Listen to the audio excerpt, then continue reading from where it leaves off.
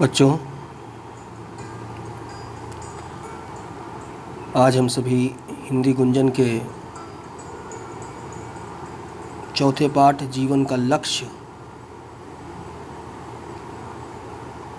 को पढ़ेंगे।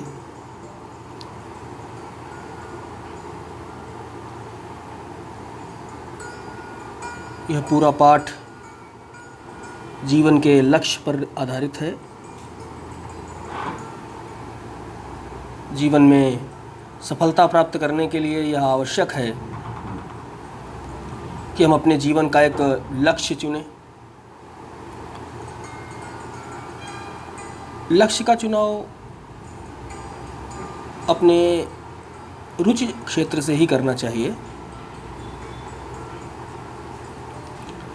और यह चुनाव सही समय पर भी किया जाना चाहिए। यह बहुत ही आवश्यक है। कमज़ोर से कमज़ोर प्राणी भी अपनी शक्तियों को एक लक्ष्य पर केंद्रित कर उपलब्धि प्राप्त कर सकते हैं।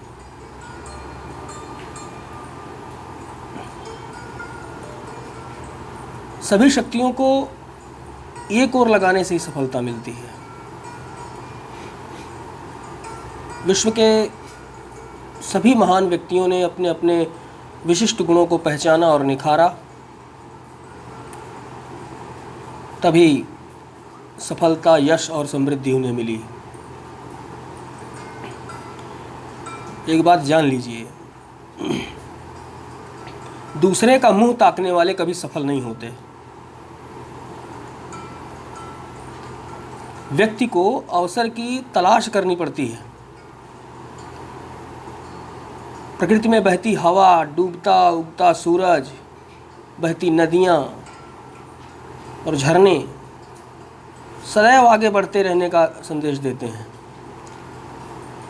संसार के जो व्यक्ति अपने जीवन लक्ष्य मानवता को आधार बनाकर चुनते हैं, वे महान होते हैं।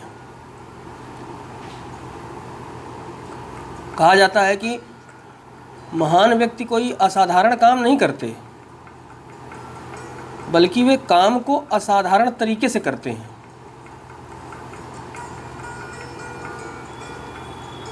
जीवन का लक्ष्य निर्धारित करते समय अपनी योग्यताओं और सीमाओं को पहचानना जरूरी है। लक्ष्य को प्राप्त करने के लिए परिश्रम करना चाहिए। कार्य में आने वाली सभी बाधाओं पर विजय प्राप्त करनी चाहिए।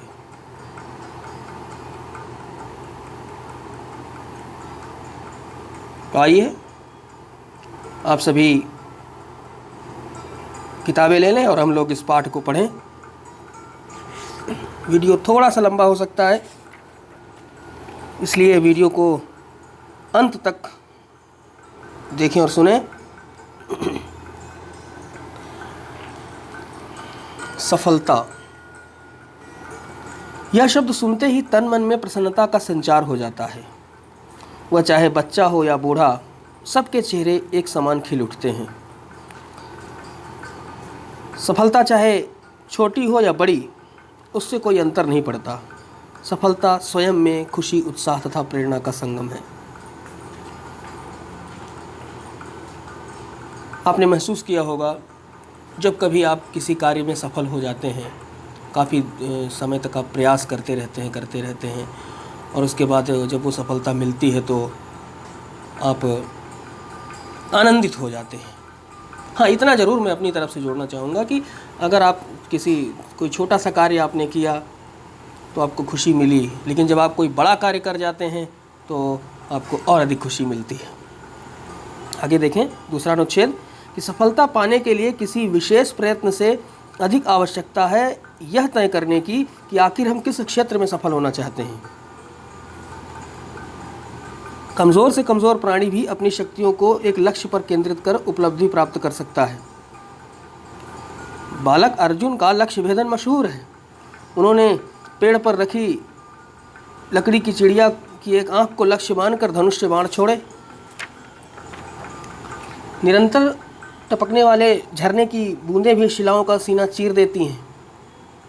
सब शक्तियों को एक ओर लगाने से सफलता स्वयं ही चरण चूमने लगती है। तो दूसरे अनुच्छेद में स्पष्ट रूप से कहा गया कि सफलता पाने के लिए किसी विशेष प्रयत्न से अधिक आवश्यकता है यह तय करने की कि आखिर हम किस क्षेत्र में सफल होना चाहते हैं। तो इसके लिए ज़रूरी है कि हमें पता हो कि हमारा लक्ष्य क्या है। लक्ष्य प्राप्ति के लिए सबसे पहला कदम होता है लक्ष्य का निर्धारण। आपको वाराणसी जाना है और आपने यह तय कर लिया कि आपको वाराणसी जाना है, तो उसके लिए आप तैयारी करेंगे। किस साधन से जाएंगे, कैसे जाएंगे, कितने दिन रुकेंगे। तो आपने लक्ष्य तय कर लिया, उसके हिसाब से फिर आगे की आपकी रणनीति तैयार होगी और फिर आप वाराणसी जाने के लिए तत्परता दिखाएंगे तो निश्चित रूप से आप वाराणसी पहुंच जाएंगे। जिस साधन से भी आप जाना चाहें वाराणसी आप पहुंच जाएंगे। लेकिन आपका लक्ष्य ही नहीं है, कोई लक्ष्य ही नहीं है, तो कहाँ जाएंगे? आप चौराहे पे खड़े हैं, किस दिशा में जाएं या आप तय ही नहीं कर पा रहे हैं, तो आप कहीं नहीं पहुंच पाएंगे। तो सबसे पहले एकदम ये स्पष्ट हो कि आपका लक्ष्य क्या है।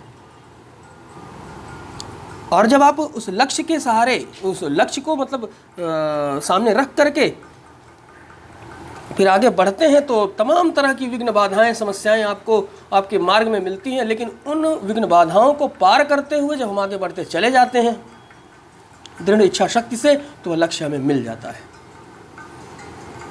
कल्पना कीजिए, तीसरा अनुच्छेद, कल्पना कीजिए उस यात्री की जिसकी कोई मंजिल नहीं। रेलवे स्टेशन पर खड़ा वह यात्री और विभिन्न दिशाओं की ओर ले जाती असंख्य रेलगाड़ियाँ जो उसे रेगिस्तानों, कश्मीर की वादियों, सागर की उठती गिरती लहरों, असम की हरी भरी पहाड़ियों, पंजाब के लहलहाते खेतों, गंगा यमुना के तटों और न जाने कहाँ कहाँ तक ले जा सकती है। परंतु क्या एक ही समय वह सब जगह जा सकता है?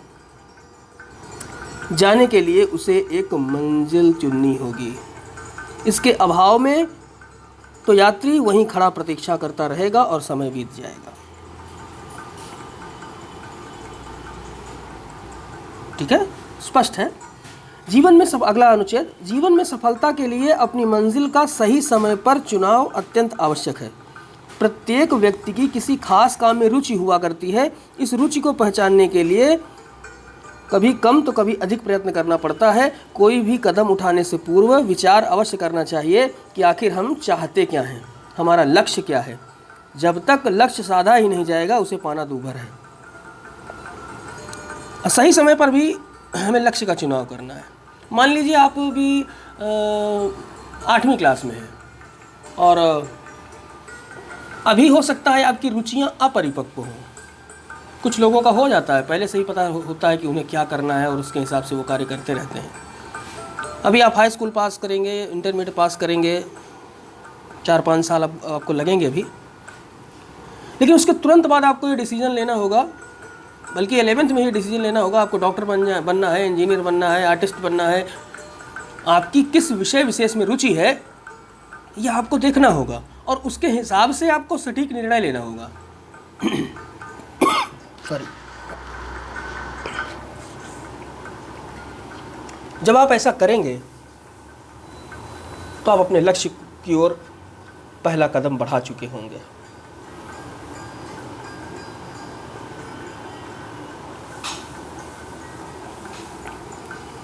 अगला अनुच्छेद देखें। यह लक्ष्य भी रुचि के अनुकूल ही होना चाहिए। हर कोई अपनी रुचि के क्षेत्र में ही अच्छा काम कर सकता है। कोई अच्छा लेखक हो सकता है या वक्ता, किसी की पेड़ पौधों में रुचि होती है तो किसी की अंतरिक्ष में विचरते असंख्य तारों में, कोई बड़ी बड़ी मशीनों को नियंत्रित करने में आनंद का अनुभव करता है तो कोई रंग और कूची उठाकर चित्र बनाने में। अपने भीतर के व्यक्ति को पहचानना आवश्यक है। विश्व के सभी महान व्यक्तियों ने अपने अपने विशिष्ट गुणों को पहचाना और निखारा, तभी सफलता, यश, समृद्धि ने उनके कदम चूमे।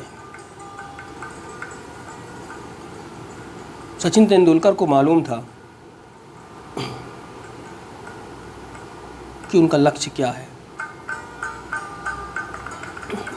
इस हिसाब से वो उस लक्ष्य की ओर कदम बढ़ाते चले गए और एक अच्छे बैट्समैन बन गए। लता मंगेशकर को यह मालूम था कि उन्हें गाना है।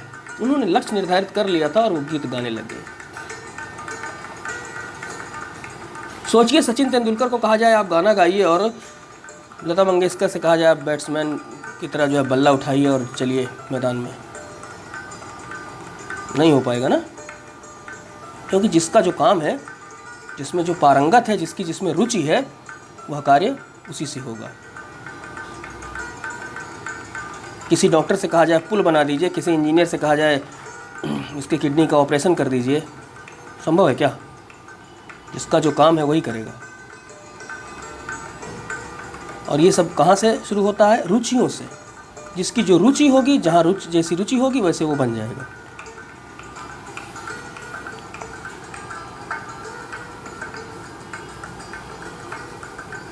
जीवन में सफलता पाने के लिए उसमें पूरी तरह डूब जाना ज़रूरी है। महत्वपूर्ण यह नहीं है कि आप क्या काम कर रहे हैं, महत्वपूर्ण यह है कि आप उसे किस तरह से कर रहे हैं। दूसरे का मुंह ताकने वाले कभी सफल नहीं होते। एक सच यह भी है कि अवसर आपको नहीं तलाशता, आपको सही अवसर की तलाश करनी पड़ती है।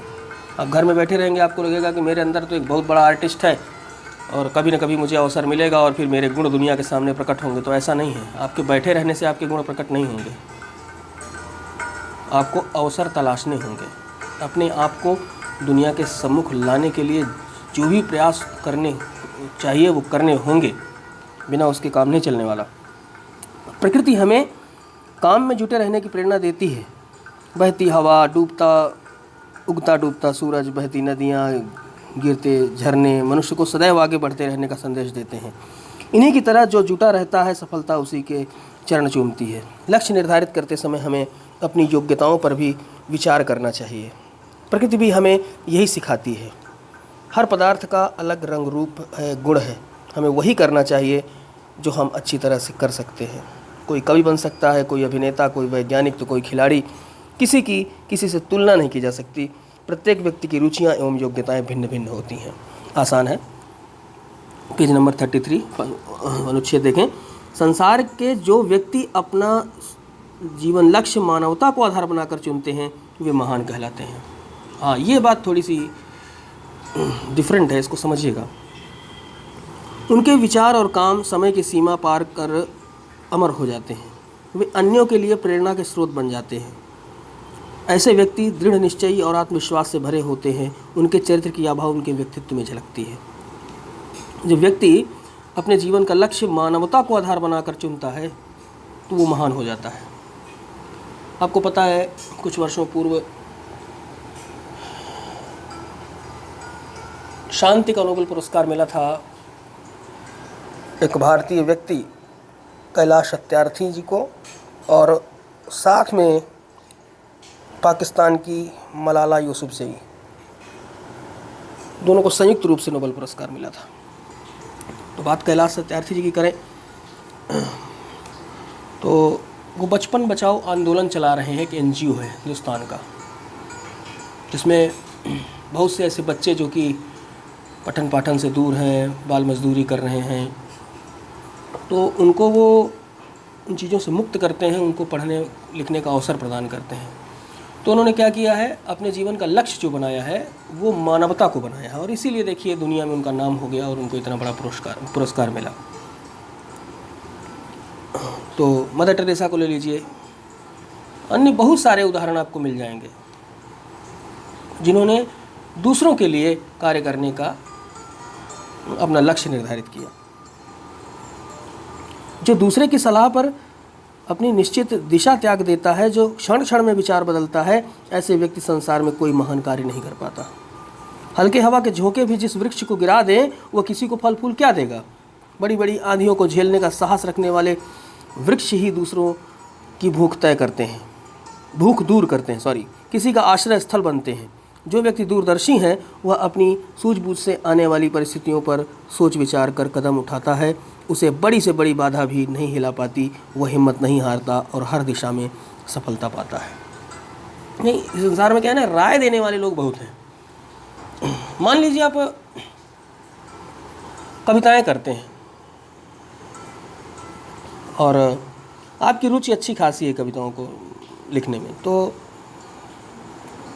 अब आपका कोई जो है रिश्तेदार आए और बोले अरे ये सब चीज़ों में मत पढ़ो, पढ़ाई लिखाई करो, तो ठीक है, अच्छी बात है, पढ़ाई लिखाई करनी चाहिए। लेकिन अगर आपकी उस कार्य में रुचि है तो उस रुचि को आपको और आगे लेके जाना है, अपने आप को निखारना है। अब कोई आके बोल देता है कि नहीं आप ये मत करो, आपने वो काम बंद कर दिया, तो आप अपने आप को देखिए, आपको क्या पसंद है, अपना लक्ष्य आपको निर्धारित करना है। हाँ, आपके सहयोगी होंगे जो आपके सच्चे शुभचिंतक होंगे, जैसे माता पिता हैं, भाई बहन हैं, वो लोग आपको गाइड करेंगे, अच्छी तरह से गाइड करेंगे और आपकी रुचियों को भी पहचानेंगे। लेकिन कोई ऐरा गैरा नत्थू खैरा आकर के आपको कुछ समझा के चला जाए और आप अपने लक्ष्य से भटक जाएं, अरे छोड़ो, सही बात है, वो तो ऐसे कह रहा है, इससे कुछ हासिल नहीं होने वाला है। कवि क्या कर लेता है, कवि का जीवन कैसा होता है, अरे क्यों नहीं होता, अच्छे अच्छे बड़े बड़े कवि हैं। कुमार विश्वास जी को ले लीजिए, देखिए कहाँ कहाँ दुनिया भर में जा करके कवि सम्मेलनों का में मंच संचालन करते हैं, करोड़ों रुपए कमा के बैठे। बात अगर मुद्रा की जाए तो उस विषय में बता रहा हूँ।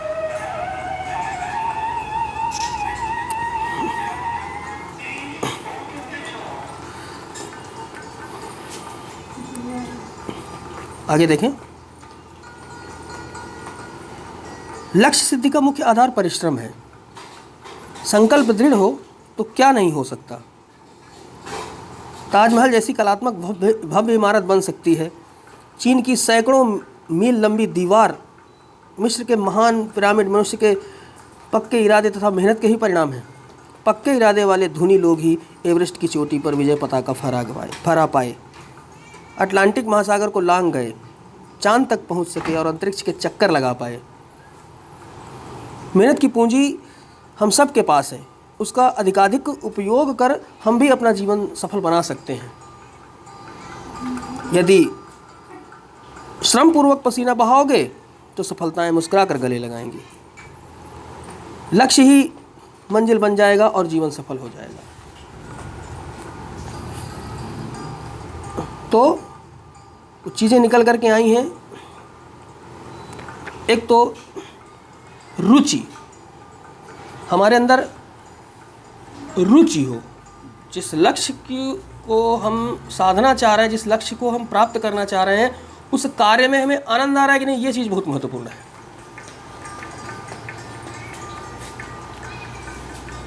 मान लीजिए आप चित्रकार हैं, चित्रकार बनने के लिए आप जा रहे हैं, तो इसका मतलब आप उसमें आनंद ले रहे हैं। अब किसी ने हो सकता है कि आपकी रुचि ना हो, लेकिन फिर भी आप चित्र अच्छा बना लेते हो, तो इससे क्या होगा ना, आप चित्र तो बना लेंगे लेकिन उसमें बहुत अधिक सफल नहीं हो पाएंगे। क्यों? क्योंकि आपकी उसमें रुचि नहीं है। तो क्या होगा, एक मामूली पेंटर बन के रह जाएंगे आप। लेकिन जब हमारी रुचि होगी तो हम उसमें क्रिएटिविटी लगाएंगे अपनी, तो हम सोचेंगे कुछ ऐसा बनाएं जो हट के हो। बड़े बड़े चित्रकार जो हुए हैं इसी उसमें हुए हैं, ऐसे नहीं है कि कुछ भी देख लिया ऐसे चित्र, नहीं तो फिर क्या करना है, आपके पास तो कैमरा है, कैमरा ले लीजिए, फ़ोटो खींच लीजिए। चित्र बनाने की ज़रूरत ही क्या है, जो कुछ भी अच्छा लगे उसकी फ़ोटो खींचिए, बोलिए अच्छा है।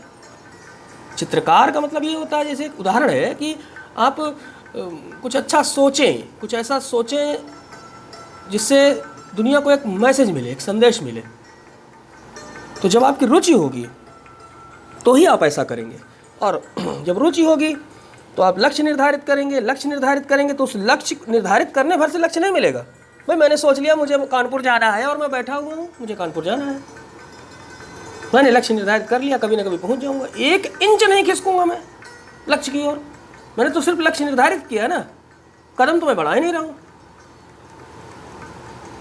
तो जब लक्ष्य निर्धारित कर लिया जाए तो फिर संकल्प लिया जाए कि नहीं मुझे उस लक्ष्य तक पहुंचना है, किसी भी सूरत में पहुंचना है। तो जितनी भी आपकी क्षमताएं हैं उन क्षमताओं को आप उस लक्ष्य की ओर लगा दीजिए, आपको लक्ष्य मिल जाएगा।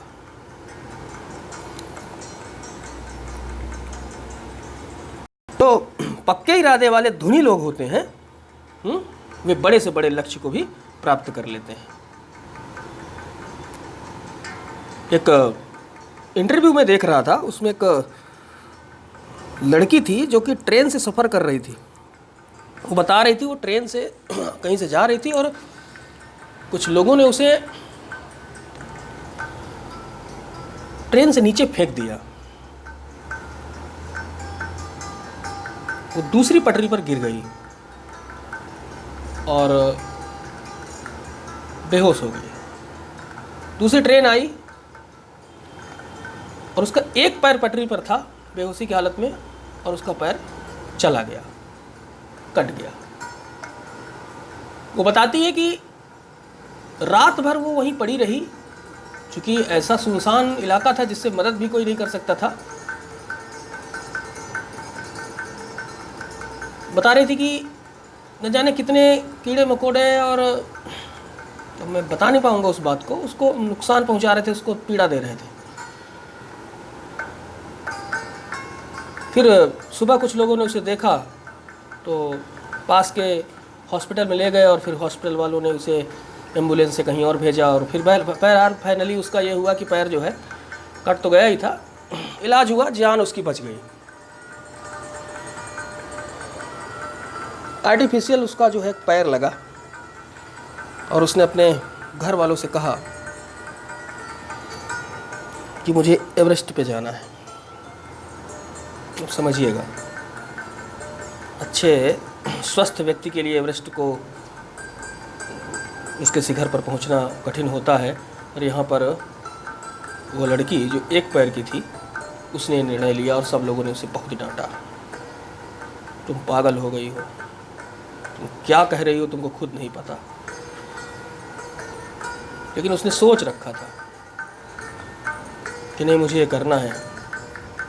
उसने उस आर्टिफिशियल पैर से चलने की कोशिश की और वो सफल रही। और फिर धीरे धीरे करके सहयोगी लोग होते हैं, जब आप लक्ष्य की ओर बढ़ने की कोशिश करते हैं, तीव्र व्यग्रता दिखाते हैं, इच्छा शक्ति अपनी दिखाते हैं, तो सहयोगी भी मिलते हैं। सहयोगियों ने पता किया कि किस तरह से एवरेस्ट के लिए चढ़ाई की जानी चाहिए, क्या क्या तैयारियां की जानी चाहिए, पूरा सहयोग किया और बाद में उसने एवरेस्ट को पा लिया। ये होता है, अगर हम कमज़ोर भी हैं और अगर हम जिद पे आ जाएं कि नहीं हमें लक्ष्य को पाना है, तो फिर हम उस लक्ष्य को पा करके ही रहते हैं।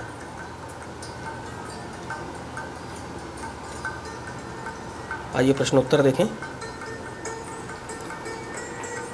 सफलता प्राप्त करने के लिए साधारणतया लोगों की क्या प्रतिक्रिया होती है?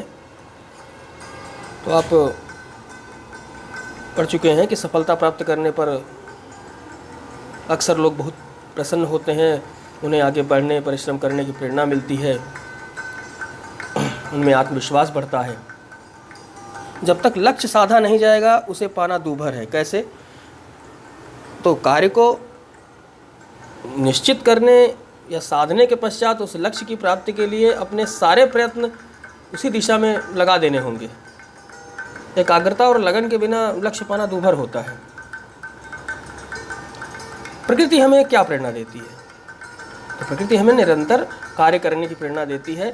प्रकृति के सभी उपादान, बहती हवा, डूबता उगता सूरज, बहती नदियाँ और झरने मनुष्य को आगे बढ़ने का ही संदेश देते हैं। और लक्ष्य सिद्धि का मुख्य आधार क्या है?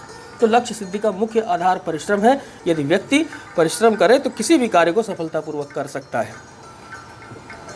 उदाहरण के लिए ताजमहल जैसी कलात्मक भव्य इमारत, चीन की सैकड़ों मील लंबी दीवार और मिस्र के महान पिरामिड सभी मनुष्य के दृढ़ निश्चय, लगन और परिश्रम का परिणाम है। लिखित प्रश्न देखें कि सफलता प्राप्ति के लिए क्या क्या करना अनिवार्य है? तो सफलता प्राप्ति के लिए सही लक्ष्य का चुनाव सही समय पर करना चाहिए। 35 साल का व्यक्ति अगर ये टारगेट ले लेगा कि उसे डॉक्टर बनना है, तो ये तो कठिन काम है, फिर असंभव बात है।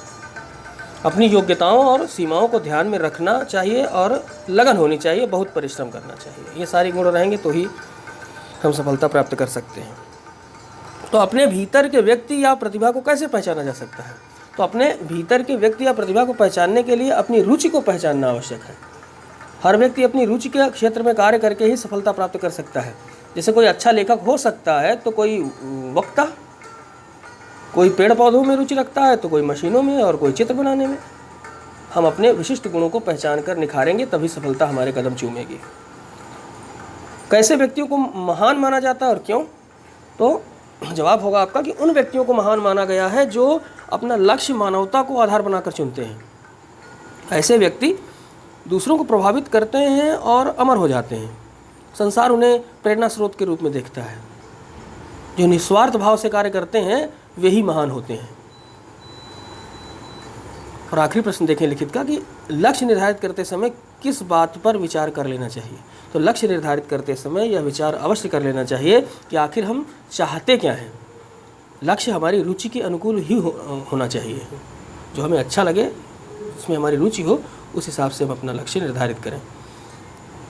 आशय स्पष्ट कीजिए कि उनके चरित्र की आभा उनके व्यक्तित्व में झलकती है। यानी जो महान व्यक्ति होते हैं वो अपना लक्ष्य मानवता के आधार पर चुनते हैं, और ऐसे व्यक्ति दृढ़ निश्चयी और आत्मविश्वासी होते हैं, और उनके आत्मविश्वास की आभा उनके मुख पर स्पष्टता झलकती है। संकल्प दृढ़ हो तो क्या नहीं हो सकता। तो कठिन से कठिन और पेचीदा काम भी मन की दृढ़ता के सामने हार मान लेता है। कार्य के प्रति निष्ठा लक्ष्य प्राप्ति के मार्ग को सरल बना देती है। और आखिरी है इसमें कि लक्ष्य ही मंजिल बन जाएगा। तो लक्ष्य को प्राप्त करने के लिए ईमानदारी, दृढ़ निश्चय और निष्ठा भरे कदम मंजिल की ओर बढ़ते चले जाएंगे।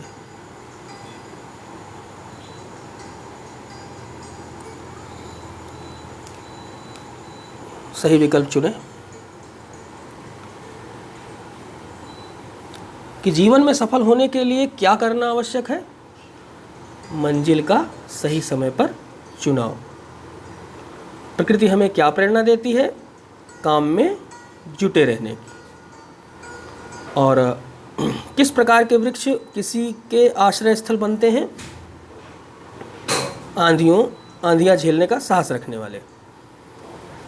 ठीक है। और मूल्यपरक प्रश्न देखें कि लक्ष्य प्राप्ति के लिए किन गुणों की आवश्यकता होती है। तो आपको बिल्कुल निचोड़ है पूरे पाठ का। और अगर आप इसे सुन रहे हैं आखिर तक इस वीडियो को, तो देख रहे हैं, तो आप इन पंक्तियों को, इन जो शब्द मैं आपको देने जा रहा हूँ, इनको अपने व्यक्तित्व में आत्मसात कर लीजिए। जब आप इन्हें अपने अंदर ले लेंगे, अपने व्यक्तित्व में ले लेंगे, तो निश्चित रूप से आपका बहुत भला होने वाला है। तो लक्ष्य प्राप्ति के लिए सतत परिश्रम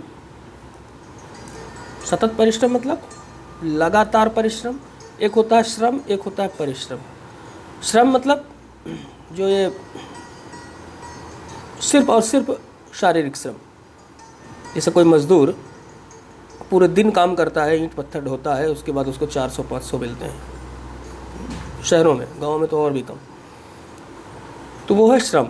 बहुत अधिक श्रम करके वो सिर्फ 2 वक्त की रोटी का इंतज़ाम कर सकते हैं। लेकिन जो परिश्रमी होता है वो क्या करता है? वो स्मार्ट वर्क पे भरोसा रखता है। तो हमें क्या करना है? सतत परिश्रम करना है। लगन आवश्यक है।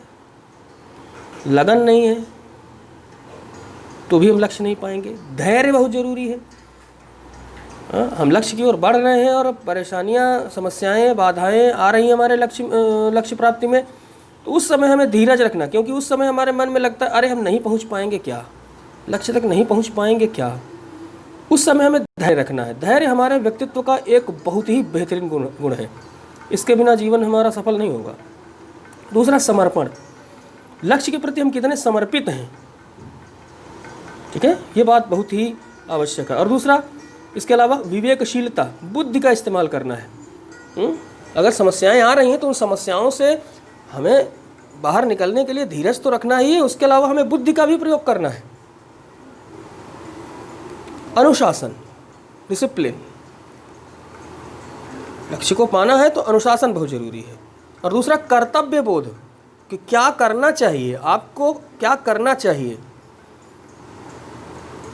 ठीक है, क्या करने योग्य है, इसका ज्ञान हो। इसके अलावा आपके अंदर दृढ़ निश्चय हो कि नहीं, ये काम मुझे पूरा करना ही है। आत्मविश्वास, खुद पर भरोसा। अगर आपको अपने पर भरोसा नहीं है तो फिर सारी चीज़ें बेकार हैं। और प्रतिकूल परिस्थितियों का डटकर सामना करने की हिम्मत। अब समझ पा रहे हैं इस बात को? जो परिस्थितियां हमारे अनुकूल ना हो, उन प्रतिकूल हो, उनसे डट करके हमें उनका सामना करना है, उसकी हिम्मत हमारे अंदर होनी चाहिए। और इसके अलावा आशावादी सोच, अगर ये सारी बातें हमारे व्यक्तित्व में हैं तो हमें सफल होने से कोई नहीं रोक सकता। तो इसको मैं एक पंक्ति के रूप में कहूं तो लक्ष्य प्राप्ति के लिए सतत परिश्रम, लगन, धैर्य, समर्पण, विवेकशीलता, अनुशासन, कर्तव्यबोध, दृढ़ निश्चय, आत्मविश्वास, प्रतिकूल परिस्थितियों का डटकर सामना करने की हिम्मत और आशावादी सोच आदि गुणों की आवश्यकता होती है। धन्यवाद।